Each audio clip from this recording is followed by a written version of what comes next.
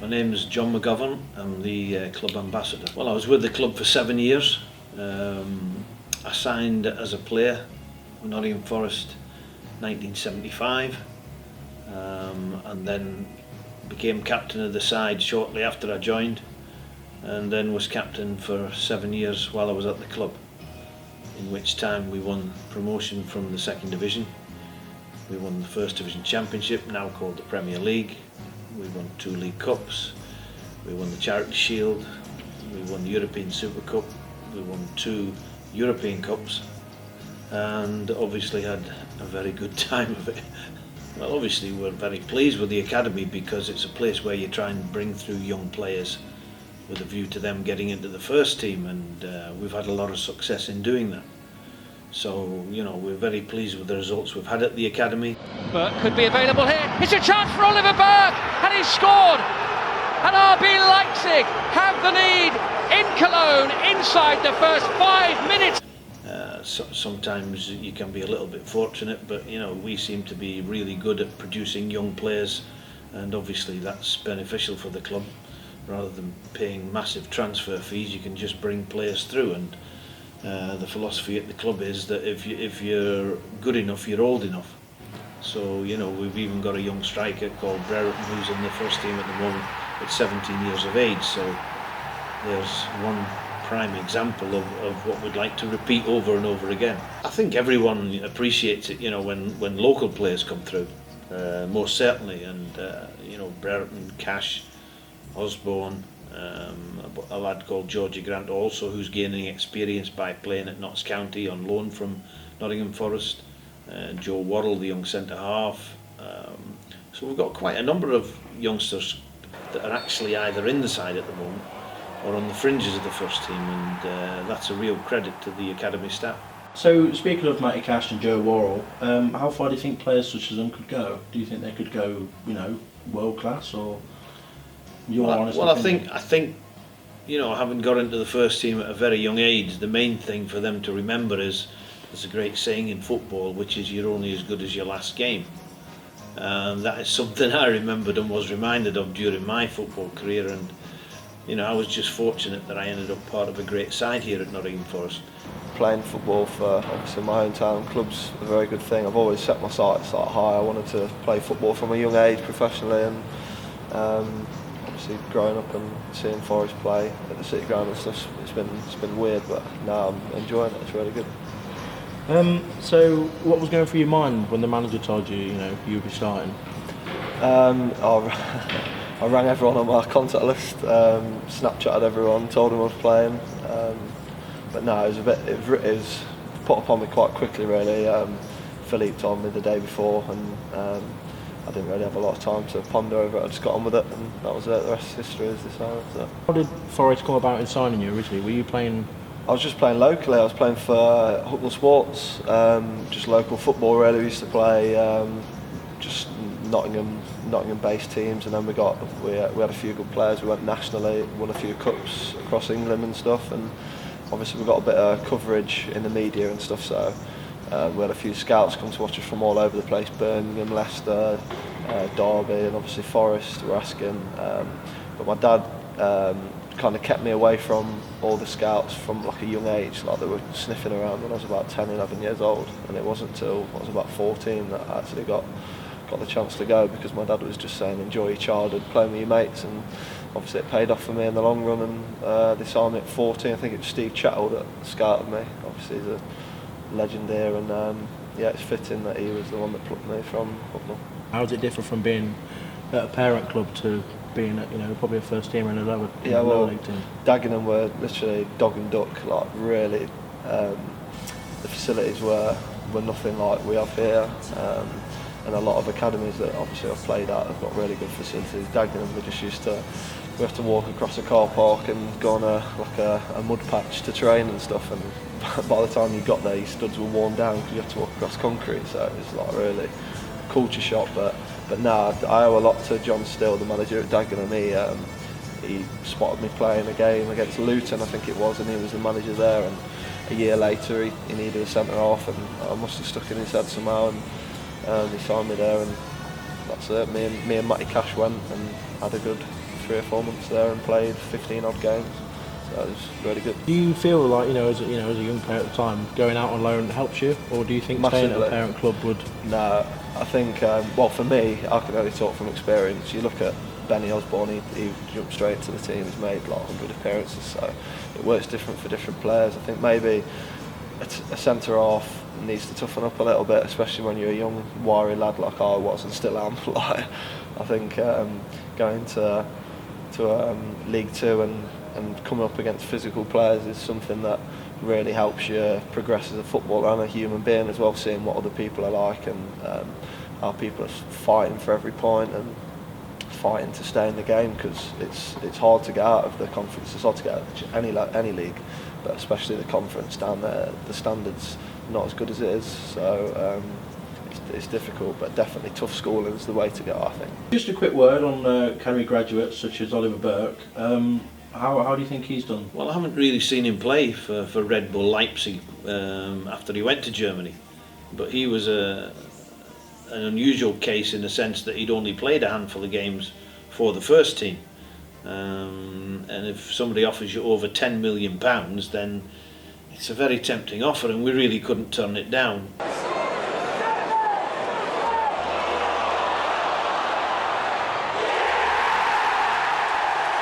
But it wasn't just a case of the money, it was a case of players have agents nowadays and they can be very persuasive, and I think the decision that Oliver Burke and his agent had to make was, does he either stay here, try and make progress at Nottingham Forest Football Club, or become a millionaire overnight by signing a contract to go and play in Germany? So there's a choice to be made there. They obviously, I think, certainly favoured going to Germany. He's in the top league there, the Bundesliga, so he's got a good chance of making a name for himself, but he hasn't made it just yet. Do you believe that graduates such as Oliver would benefit staying at home with Forest, or being like we said, a squad rotational player at a bigger club such as Leipzig? I think players make a natural progress, with the experience that they get and the number of games they've played. You can either make your mind up to stay at a club if you'd only played a handful of games, such as Oliver Burke did, or you can actually go to another club and hope to make progress there. It depends on the player. Sometimes when you move from one country to another country, you might get a little bit homesick. Obviously, if you've been used as a young player to living at home with your parents, that's a nice, comfortable environment. To all of a sudden be whisked off to another country where you might have to go in digs, you might have to go in a hostel with other young players. It can be unsettling, so it's a little bit harder for them in that sense to keep their concentration and their focus on what they've done there for. But it doesn't matter which club you go to make progress, as long as you dedicate yourself and work hard. If you've got the ability, you will become a good player. So how much of a help has Jack Lester and Gary Brazil been to yourself and also the academy? Yeah, it was good. When I first came in, left school, we had Kevin McDonald, who was ex-Liverpool and he's at Villa. He's been all over the place. And tough Scottish manager, and him and Jack are similar kind of people, want the best out of you. They're always very determined to make you a tougher human being as well as a player. And it was a tough schooling, is the way I've been taught.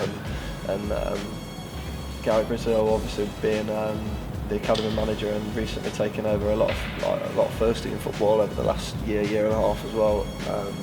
They know this stuff, and I like to think they've taught me well, and I've enjoyed every second of it. Met a lot of good people along the way, coaches and players alike, but it's been really good. What would you say to the academy players if you had a chance to talk to them regarding the progression in their career? What advice would you give them? Listen to what your mum and dad tell you to start with. Then obviously show respect to all the other staff at the academy, and try and put the blinkers on when people praise you. It's alright people praising you, but don't let it go to your head. So growing up as young boys into young men and getting a start, say maybe in the reserves or the first team at a football club, it's only the first step. A lot of mums and dads come to me and say, oh, my son's he's at the academy, full of themselves, and I say, well, how many games has he played for the first team? And they'll go, oh, well, yeah, he's not in the first team at the moment, and I said, well, listen, if you think your son's making progress, when he's played 150 league games, tell him to come back and see me and I'll say he's doing okay. People tend to think like they play 2 games and that's it, they're made. You know, you can be a footballer for over 10 years. If you played a couple of games for any first team, you haven't achieved anything.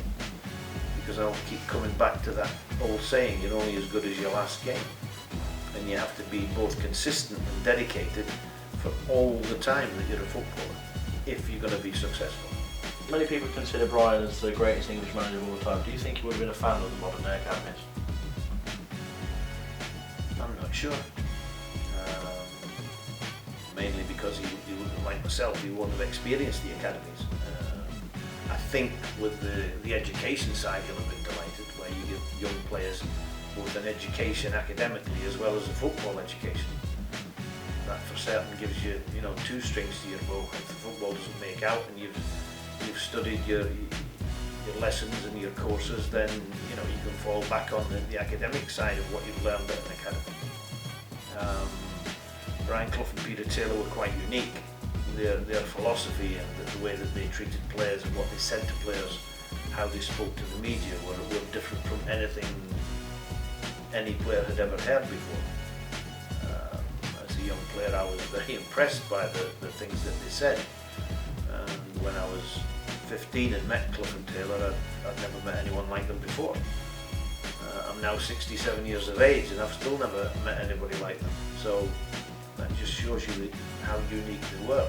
How good is it to be coming through at the same time as academy players such as Matty Cash, Jordan Smith, and obviously Ben Brereton as well? Yeah, well, we spent years together. Me, Tyler Walker, Oliver Burke. We've been in the digs over the back of the Bridgeford stand for a number of years, and there's been a lot of lads that come and go. So it's quite hard. It was quite hard seeing Oliver go.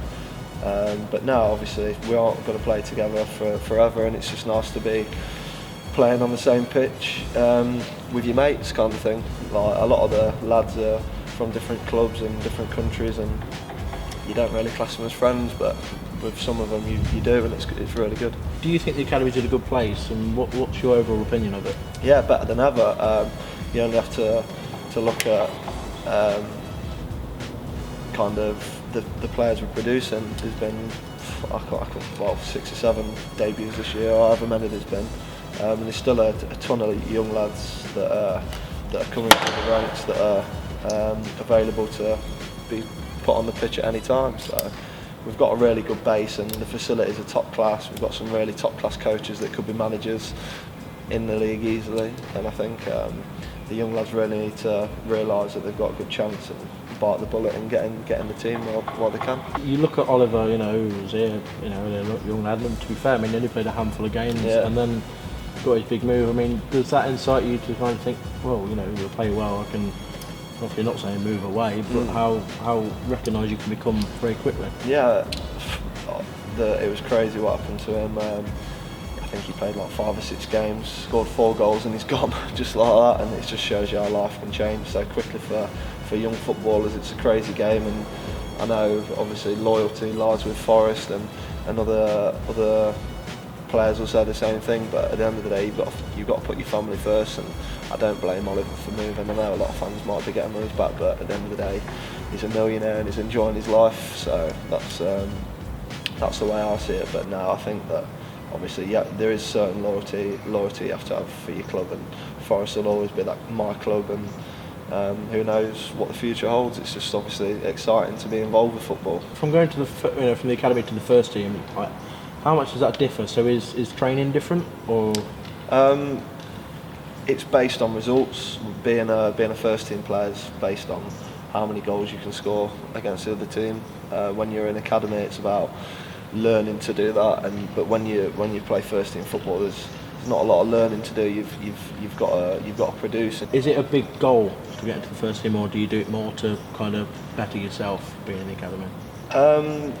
Well, it's funny because at the start of the season we were saying like, a foreign manager, he might bring in a load of players, and he has done, but I think it just shows you if you get your head down and work hard, and a lot of the lads I still think they're a million miles away, and I thought I was, but I'm obviously not. I've come into the team and really enjoyed it, and there's young lads that really need to like understand that you can do it. It is possible, and I'm not as good as nearly some of the young lads out there.